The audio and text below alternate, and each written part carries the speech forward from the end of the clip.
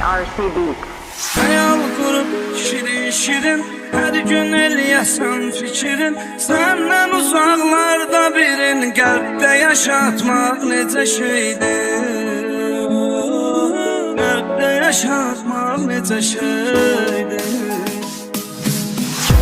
Kulaklarına söz vurmağa olmaz əvəz, yarı yuxuda görəcəz, yuxudan oyatmaq necə şeydir, yuxudan oyatmaq necə şeydir. Çəkirəm dərd sər gecələr, zülmə bərabər gecələr, sevən bilər hər gecələr, runqa boşaltmaq necə şeydir,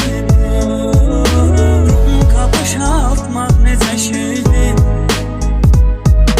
Səndə də var şirin kəlam, məndə də var şirin kəlam, oradan ülsün aşıq adam, gecələri yatmaq necə şeydir,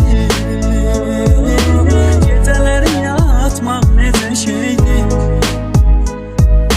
Çox çəkibdir ahı bilər, bir özü bir Allahı bilər, balıqların şahı bilər, dəryada batmaq necə şeydir,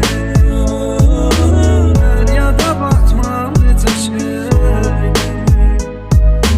Ötən günü baraqlayıb, özünü uzaqlayıb, hər gecə tənha ağlayıb, bağını oxutmaq necə şeydir, bağını oxutmaq necə şeydir.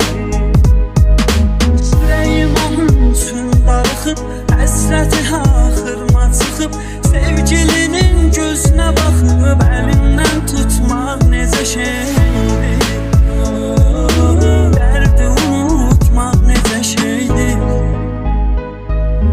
Səndə də var şirin kəlam, məndə də var şirin kəlam, oradan ülsün aşıq adam, gecələri yatmaq necə şeydir, gecələri yatmaq necə şeydir.